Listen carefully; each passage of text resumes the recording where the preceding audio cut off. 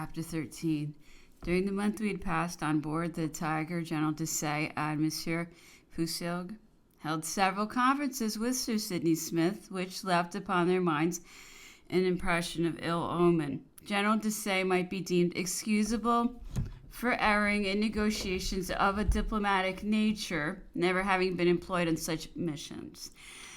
This excuse, however, could not be pleaded in favor of his colleague, who had been the diplomatic agent of the Republic of Genoa, and yet so blind was the confidence which had involved them in the situation in which they found themselves that Sir Sidney Smith was not even requested to exhibit the powers he ought to have from his government and from the Turks, on behalf of whom he pretended to stipulate a treaty.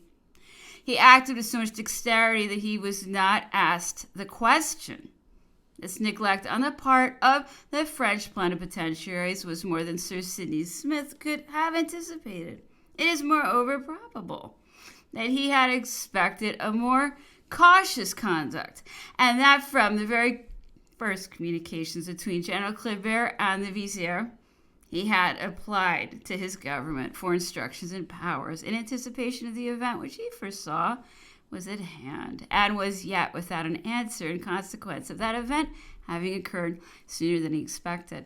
2 days after Sir Sidney Smith's departure from Jaffa, where he had left General Desaix and Monsieur Poussilgue, his secretary arrived there on a mission from him with several Turkish officers and a pass in order to conduct the plenipotentiaries to the Vizier's camp. They accordingly immediately left for Gaza, slept the next night at Ramla on the border of the desert, and reached El Arish at an early hour the next morning. The Vizier had caused some very handsome tents to be pitched at a spot separated from the camp, and a guard had been placed there for the special purpose of protecting the plenipotentiaries, for whose accommodation those tents were intended. He sent to compliment them on their arrival, and to present to them as a mark of his high esteem a pitcher of water from Gaza and about a dozen choice white apples. Our being in a desert could alone account for such objects being deemed worthy of acceptance. Sir Sidney Smith's tent was placed near ours, and he had with him some English marines brought from on board his ship. After a few days' rest, the first conference was opened with the Vizier's plenipotentiaries, and it had well nigh been the last, for General Desaix was in a perfect rage when he left it. It had been found impossible to make them comprehend the meaning of a suspension of arms, a capitulation, or a treaty. That Turks could only see two results arising from war. These were death or slavery, nor would they admit of any other stipulations. Monsieur Poussilgue, though more composed, was not less astonished than General Desaix at what he had just heard. They both upbraided Sir Sidney Smith in bitter terms for his not having communicated to them these dispositions on the part of the Turks, instead of assuring them, as he had done, that it was their intention to accede to a plain and simple evacuation of Egypt. General Desaix broke out in severe reproaches, and intimating to Sir Sidney Smith his refusal to negotiate any further, he summoned that officer to take him instantly on board, according to what had been agreed upon between them. Sir Sidney Smith was not at all alarmed at this clamor. He was better acquainted with the Turks of Europe than our plenipotentiaries were. He would not most assuredly have allowed the least injury to be done to him, but he could not be sorry to find his assistance indispensable towards extricating them from the difficulty they were in.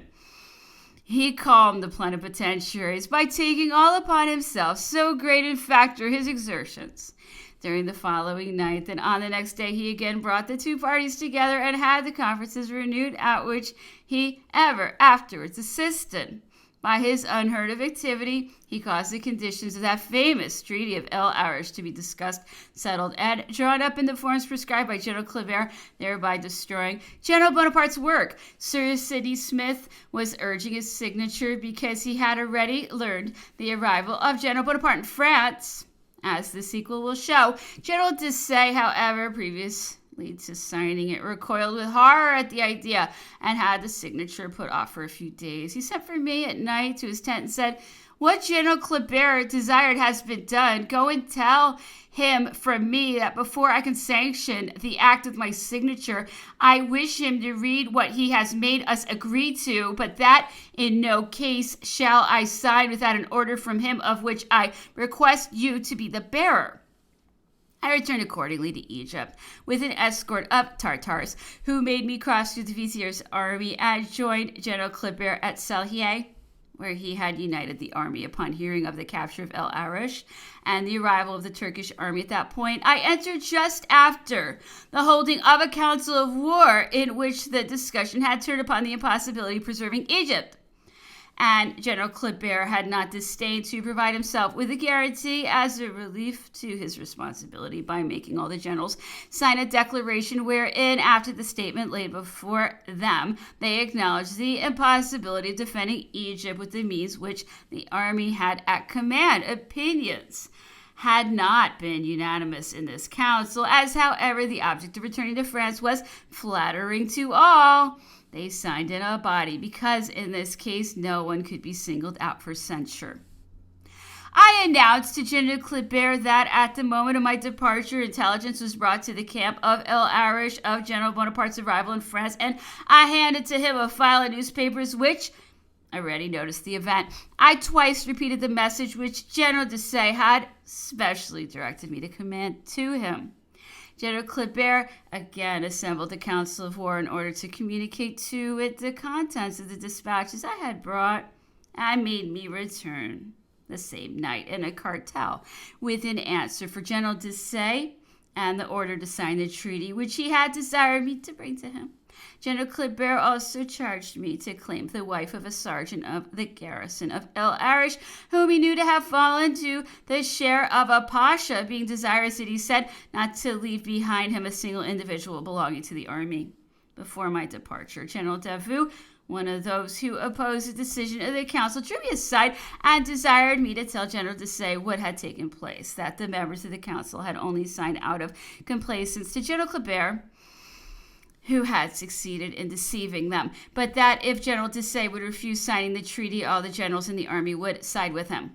I had been too many years acquainted with General Davout to doubt the truth of what he said to me, but I observed that the communication was of too serious a nature for me to make otherwise than by being the bearer of a letter from him, adding that if he felt sufficient dependence upon me to transmit a verbal message, he could safely entrust me with a written one, that in any case I would execute his commission, but was prepared for the observation General Desaix would not fail to make to me, as he would be very justly disappointed at not seeing the above hints committed to writing, and that from all that had happened he could not run any risk.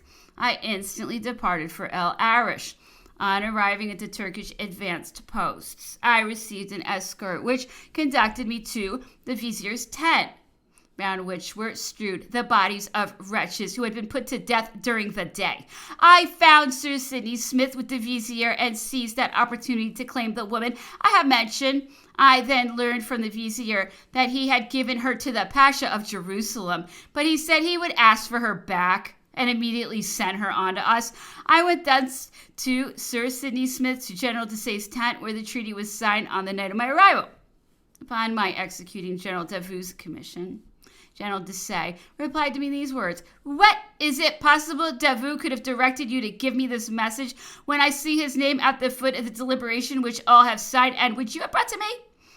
It were blamable in me to rely upon such men, happen what may. The die is cast. This business has caused me uneasiness enough, but there has been no fault of mine."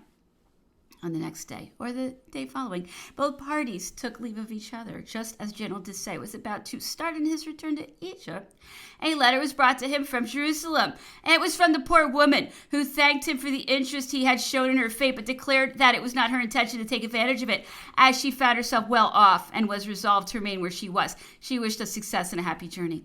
Well satisfied with what had taken place, Sir Sidney Smith left us in order to search the archipelago for vessels which the Turks stood in need of for the transport of the army. He was to bring them to Alexandria, where very few were remaining of those that had brought us over to Egypt, they having been successfully broken up to meet the wants of the army. Sir Sidney Smith, who, although without any powers, had so well served his country by taking advantage of our credulity, had reason to expect that his government would approve of his proceedings. The contrary, however, was the case. Conformably to the conditions of the treaty, the Turkish army advanced to occupy Ketiye, between El Arish and Slahiye, and also Slahiye and Damietta, and these towns were delivered up to them before the arrival of any one of the transports which ought already to have reached Alexandria, so that we were resigning our advantages without receiving any equivalent. This circumstance was so mortifying to General Desaix that on his rejoining the army, he expressed a desire to avail himself of the permission given him to return to France. General Kleber did not feel himself warranted in refusing him, and at his request allowed him to embark on board the vessel that had brought over Messieurs de Livron and Hamelin, as those gentlemen had freighted her with return goods, and she would be the first to put to sea. General Desaix also asked for another small vessel, which was likewise ready, and permission to take home General Davout, who would no longer remain in Egypt with General Kleber. The latter, though he had reason to be displeased with Davout's conduct, had just appointed him a general division. But whether it was owing to bitterness of feeling or to a manly pride, Davout had refused the appointment, unwilling, as he said, to date his promotion from so disgraceful an epoch. General Kleber, who could not feel otherwise than vexed at such a refusal, took no other revenge than that of allowing him to depart. He returned to Salahiye, to Cairo, with General Desaix, who remained but a few days at the latter place on his way to Alexandria. Kleber was bringing back the army, and he arrived at Cairo at the moment when a summary of the events of the 18th Brumaire had reached that city. A brig of war from Toulon had just anchored in the Bay of Damietta and sent her boat ashore with General Galbaud and his son, whom General Bonaparte had dispatched to Egypt. Finding that our troops had evacuated Damietta in the morning, the boat proceeded up the river in order to land General Galbaud close to our nearest military station and returned to overtake its ship, which it could no longer find. The fact is that owing to the protracted absence of the boat, the sloop of war had sent another boat on shore to ascertain what had become of the first, and that boat, finding the Turks in possession of Damietta, which they came to occupy since the first boat had passed it, no longer doubted either that it was lost or had ascended the Nile until it could come up with our troops. When the commander of the brig heard the account brought by the second boat, he took fright, weighed anchor, sailed back to France, and succeeded in entering Toulon, so that the missing boat, not finding its ship in the bay, had been under the necessity of making the best of its way to Alexandria, where it had recently arrived. General Galbaud brought the first intelligence of the event, which had transferred the power to General Bonaparte's hands.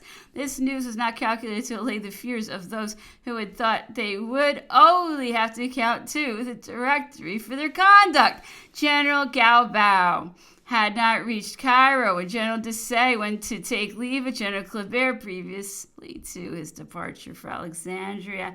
They appeared to meet on terms of cordiality, and General Kleber felt persuaded that General Desaix, on his arrival in France, would not prejudice General Bonaparte against him. He even flattered himself that he might rely upon him in a circumstance so deeply affecting his future prospect. I took my departure with General Desaix, who proceeded by the Nile as far as Rosetta, where he went to see General Menou, who was furious at the evacuation of Egypt. Our boats proceeded from the Nile by sea to Alexandria, and we cut across the country because General Desaix was desirous of visiting the fort of Aboukir and all that part of the coast. We passed the night in a trading caravansary, annoyed beyond description by swarms of vermin, which are brought thither by caravans on their way through, and we were beginning to load our camels the next morning in order to repair to Alexandria when, from a sandy hillock, we descried in the offing a vessel with lateen sails, apparently of a most diminutive size. She was endeavoring to reach the shore on which we stood, and from the whiteness of her sails and the position in which she appeared, we guessed that she was not an Egyptian vessel. Curiosity got the better of us, and we determined to wait for her, whatever inconvenience we might afterwards suffer from the heat on continuing our journey. We were able to hail her at the expiration of 2 hours and learned that she was on her way from Toulon with a colonel on board who was going to join the army with dispatches for the commander-in-chief. The vessel accordingly landed Monsieur Victor de la Tour Malberg who gave us the details of the 18th Brumaire and immediately proceeded to join General Kleber at Cairo. Taking the road we had just traveled over, we proceeded on our way to Alexandria. When we left General Kleber, he was very far from entertaining the slight suspicion of the deplorable issue which would, in a few days, terminate the negotiations he had so hastily ventured upon. But a bitter disappointment was shortly to come upon him. The first circumstance mentioned to us by General Lanuza, who commanded at Alexandria, in which he had communicated to General Kleber on the preceding day, unfolded to our view what was likely to occur. The explanation of this circumstance must be prefaced by an account of previous circumstances. The Theseus, after proceeding to Cyprus for the purpose of undergoing repairs, had come back to resume its cruising station off Alexandria, where the passing event had rendered the communications with that ship more frequent than the ordinary course of the service occasionally required to be kept up. The captain of the ship had apprised General Lanuza that Sir Sidney Smith had sent him Turkish passes ready, signed, to be delivered to the vessels that might sail from Egypt in consequence of the Treaty of El Arish, and that he would give up as many as might be demanded of him. The officer sent by General Lanuza to return thanks to the captain of the Theseus happened to be on board that ship at the very moment of the arrival before Alexandria of a cutter dispatched from England to Sir Sidney Smith. This cutter, called the Bulldog, had orders to proceed in all haste, and the captain brought instructions and powers to enable Sir Sidney Smith to treat respecting the evacuation of Egypt. But whether the English government was under a false impression in regard to the position of our army, or a delusion had been created by the successes of the Allied armies over our troops in Italy, that government would not grant any other terms to the French army than to be made prisoners of war. Previously to sailing in quest of Sir Sidney Smith in the archipelago, the commander of the cutter communicated his instructions to the captain of the Theseus, who, by the return of the French officer, was sent corresponding message to General Lanuza.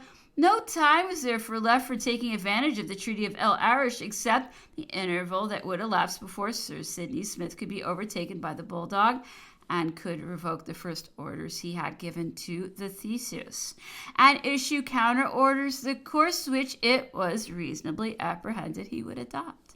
General Desaix, who was furious at the bare contemplation of the misfortunes which he saw thickening around us, felt the utmost impatience to turn to account the short respite we had left, the rather so, as he felt some apprehension from all he had witnessed that Kleber, after having placed himself at the mercy of the English, would submit to all their terms without drawing his sword, whereas no consideration in the world would make him stipulate for the surrender of the army. He sent me the next morning on board the Theseus with directions to do all in my power to remove the difficulties that might be thrown in the way of his departure, owing perhaps to the merchandise belonging to Monsieur Hamelin shipped on board the vessel in which he intended to return to France. In the contrary case, he would engage another vessel. I found the captain of the Theseus a very worthy, accommodating man, disposed to follow up the orders given to him by Sir Sidney Smith, regardless of the non-official communication made to him by the commander of the Bulldog. He accordingly delivered to me a license for General Desaix and all those who were to return with him. He even carried his attention so far as to send with me one of the officers of his ship, whom he gave us as a safeguard, and directed to embark in our vessels and see us safe to France. I have since had a suspicion that his conduct was not altogether disinterested, and that he would have gone much farther to effect the removal of General Desaix. I returned to Alexandria, where General Desaix anxiously awaited my return. He seemed much pleased to find that the sea was left open to him, and that he might safely undertake the voyage. He did not trifle with this piece of good fortune, for he sailed the next day. I break off for the present from the account of what relates to General Desaix, and return to General Kleber. The Bulldog cutter overtook Sir Sidney Smith, who came back to his station before Alexandria, and wrote to General Kleber, assuring him of the sincere distress he felt at having to communicate to him the conditions upon which his government would alone ratify the Treaty of El Arish. He admitted what could no longer be doubted, that he had certainly acted without powers, though under the conviction that his government would approve his conduct, and he had now the mortification to acknowledge that he was mistaken. He entreated General Kleber not to permit what now occurred to prejudice him in his opinion, protesting as he did that he was no party to it. This was very credible. The upshot of all this was that we were under the necessity of giving battle to the Turks as soon as possible, and so crown our past operations by the step which ought to have preceded them. The battle was fought on the ruins of Heliopolis in the vicinity of Cairo. The Turks were defeated and dispersed, but having succeeded in reaching the borders of the desert, they contrived to extend their line of march beyond the right of our army and threw themselves in numbers into Cairo. Kleber now resumed that character which, for the sake of his army and of his own glory, he never should have laid aside. In a few days he drove back beyond the deserts of Asia those hordes which were tenfold more numerous than his own forces, recovered all the places he had imprudently evacuated, and returned to besiege Cairo, where a pasha had taken up his quarters with some 30,000 men. It became necessary to carry on a destructive war from house to house, and in the end to allow the pasha to retire unmolested before the latter could be prevailed upon to quit the town and retreat into Asia with his troops. No price, however, was too great that would put an end to a destruction of lives, which, considering the position of the army, was daily proving more fatal in its consequences. General Kleber was thus compelled, as if against his own will, to remain in Egypt, owing to the folly of his enemies. He candidly admitted his error and saw that his plan of evacuating Egypt had cost him more men than General Bonaparte had lost in establishing himself in that country, or than he himself would have lost if he had adopted a different course. His conduct altered from that moment. He no longer deceived himself either as to the opinion he might succeed in impressing upon the government, or the judgment that might be passed respecting what he might have done, what he actually had done, and what he ought not to have done. His endeavors thenceforward were directed to the object of repairing the errors he had fallen into, trusting to time and to the magnanimity of General Bonaparte for obliterating every trace of that painful period of his career. Whilst General Kleber was recovering possession of Egypt, General Desaix was crossing the Mediterranean and was on the point of entering Toulon when he was taken by an English frigate, which carried him to Leghorn, where Admiral Keith's ship was at anchor. The latter, whose instructions were conformable to those sent to Sir Sidney Smith by the Bulldog, declared General Desaix a prisoner and confiscated the vessel. General Desaix, who had embarked on the faith of a treaty with a license and escorted by an English commissioner, claimed to be taken back to Egypt if he was not permitted to land in France. Notwithstanding the justice of this demand, a month was suffered to elapse before he was informed that he was at liberty to return to France on board the same vessel, the cargo of which had been previously removed. Chapter 14. We had returned on board this vessel when another brought us Monsieur Poussilk, who had also sailed for France. We had left him at Cairo, where he was foremost amongst those who wished for the return of the army to France. We were at a loss to account for the motives which had induced him to hasten his departure from Egypt. He sailed in our company. We steered our course towards Provence and were almost immediately hailed by an enemy's brig. But being provided with a pass from Admiral Keith, the brig sailed off and we got into Toulon. Those who have never left their country cannot know the feeling which is experienced on returning to it after a long absence. We were in a kind of mental aberration for 3 days, running in every direction and perfectly restless. General Desaix found it a matter of some difficulty to retain us near his person for the purpose of copying the dispatches he was writing to General Bonaparte on the subject of past events. We felt no other inclination than to walk in the park of the Lazaretto. General Desaix received by return of courier a reply from General Bonaparte. Monsieur Poussilk, on the contrary, was left without any. This continued to be the case for the whole duration of the quarantine we had to perform I returned to General Bonaparte, having afterwards already related how his departure was effected. I come to the details of his voyage. I have already mentioned that there was no cruiser before Alexandria at the time of his setting sail. He reached Corsica in safety. Being ignorant of the existing state of parties in France, he felt it necessary to obtain intelligence, and yet was at a loss how to elude the quarantine laws. His perplexity was relieved by the impatience of his fellow countrymen to see him. The report having spread that General Bonaparte was on board, the peasantry and townspeople were desirous of conveying to him the expression of their homage. Yielding to the general enthusiasm, the municipal administration gave way, entered a boat, and proceeded in the direction of the Muiron, thus infringing those laws which it was its special duty to enforce.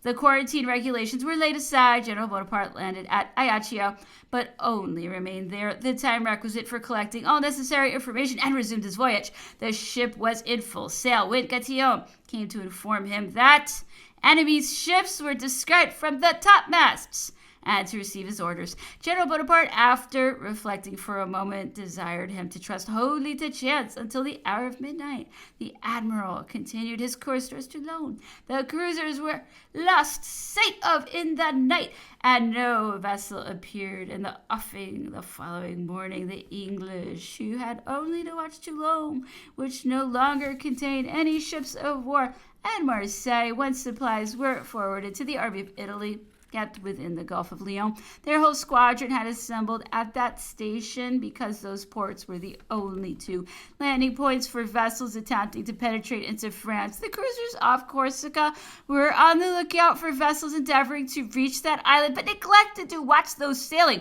from it for the coast of Provence. Relying upon the difficulty they would find in eluding the vigilance of the fleet, this was the cause of their not giving chase to the two frigates. General Bonaparte arrived at last within sight of the French coast, and unfortunately at the approach of night the sun had just set, leaving behind a train of light which was reflected back by the starry heavens. The frigates beyond the reach of this refraction were in a mixed atmosphere of light and darkness, growing more intense in proportion as it receded. From the midst of this light, the English squadron was visible to the naked eye. It consisted of 15 sail, stationed before Toulon, and appeared in the center of the refraction I have just mentioned. The sea was calm indeed, but the frigates were bearing down upon that squadron. Had it not been for these rays of light, they would have been in total darkness and persisted in their course, and would have most undoubtedly got into the very midst of the squadron on the springing up of the night breeze. The frigates no sooner discovered their danger than they tacked about, escaping under favor of the night, steered towards Nice, and reached Fréjus the next morning. They were at first mistaken for enemy's ships and fired upon, but no sooner was it known that General Bonaparte was on board than prolonged acclamations were heard in every direction. Had he dropped from the skies, his appearance could not have created more surprise or enthusiasm. The people became frantic with joy and revolted at the bare mention of quarantine regulations. The Board of Health, the land and naval officers, all hurried pell-mell into the boats. Hardly any sea room was left for the frigates, which were hailed from every corner. The scene at Corsica was again renewed. Public impatience broke through the quarantine laws. It was no longer optional with General Bonaparte to resist the acclamations of a people who welcomed him as their liberator. The population continued flocking to the shore. He thanked them for the expressions of their good wishes and for their offers of service, and prepared to remove himself from a coast where, under pretense of sanitary precautions, his enemies might detain him or throw serious obstacles in his way. He therefore availed himself of the first carriage out of the numbers that were brought to him from all quarters, and took the road to Grenoble. He traveled night and day. Lyons was intoxicated with joy at his arrival. He alighted at the Hôtel de Célestin. The quays were soon encumbered by crowds, rending the air with their acclamations, and able to resist their anxiety to behold him. He repeatedly presented himself before them. The report of his arrival had spread with the rapidity of lightning. The road from Lyons to Paris was covered with people who were eager to obtain a glimpse of him. He evaded these marks of attention, hastened his journey, and actually arrived at Paris and reached his residence at the Rue de la Victoire before the government had been aware of his landing at Fréjus. He proceeded to the Luxembourg the same day. He wore a gray frock and a Mameluke saber suspended by a silk twist in the Oriental style. He was recognized as he passed along, and the report of his arrival spread in an instant from one end of the metropolis to the other. The population flocked in crowds around his hotel. It was a continued scene of hurry and congratulations. All rejoiced at possessing at last the man who was to stop the course of our disasters.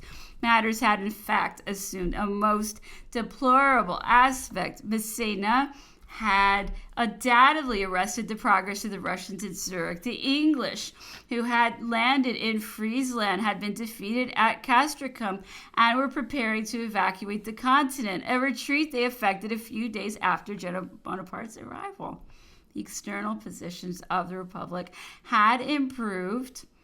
Not so, however, its internal condition. The army of Italy, which had been driven back to the territory of Genoa after repeated defeats, was no longer adequate to protect Provence, now threatened by the Austrians. The civil war, more animated than any former period, was spreading its ravages over the western and southern departments.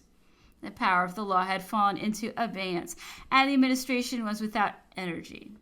Parties, the most opposed in political sentiments, had united to overthrow a government so totally lost in public opinion. Every species of credit was destroyed by this distressing state of affairs. The public funds had fallen to 17 francs, and yet the only resource of government was in bonds and notes of hand to meet the demands with which it was assailed. From this picture, some idea may be formed of the expenses of the war and the public administration. We were arrested by precipices in every direction. Agents were employed by foreign countries to create disturbances in France, and did so with impunity from the heart of the capital, where they fearlessly carried on their intrigues. There was an end to all secrecy. Public measures were no sooner planned that they became the talk of everyone. The state was falling to ruins. Pillage and corruption seemed the order of the day. To govern had become impossible. To obey, almost unavailing. There appeared no remedy for the evil. None dared to probe the depth of it. General Bonaparte was the object of every hope and every wish. All France called loudly for him. He heard the voice, but it required the genius of such a man not to feel intimidated at the magnitude of the enterprise. The state of dejection was such as to revive the pretensions of the party known by the name of the faction of Orleans, which had again conceived the design of raising the son of that prince to supreme power. An emissary had even been sent after him to England, where he resided. The answer was unsatisfactory. He refused to promote his own elevation unless the elder branch of his family were to disclaim all opposition to it, which under existing circumstances it was not possible to expect. The faction was far from anticipating such a scruple. It was not, however, disconcerted by it, and determined to call a prince of the Spanish branch to the throne. Meanwhile, General Bonaparte made his appearance, and that project was abandoned. The state of uneasiness and uncertainty had disappeared. All wishes and all hopes were settled upon the victor of the pyramids. But he could only save France by possessing himself of the supreme authority. Otherwise, it were better that he had never quitted Egypt. After maturely weighing the internal state of France and its exterior condition, he determined upon the line of conduct to be pursued. The Directory were divided in opinion as to the means to be adopted for averting the storm which threatened to overwhelm them. A still greater want of unanimity prevailed in the councils, but the nation retained all its energy. It called for a deliverer who might rescue it from its present condition. A party was easily formed, and a solid basis was found whereupon to rest its efforts. All those who had acted a conspicuous part in the revolution, who had acquired national property and had to apprehend the wrath of some nobleman or emigrant of note, naturally found a rallying point in General Bonaparte. I only except from the number of few Republicans of extravagant ideas, some popular leaders, men more ambitious in their views than even conquerors. But these ardent minds, besides being considerably reduced in numerical strength, were wholly estranged from public opinion. They had long ceased to be the objects of apprehension.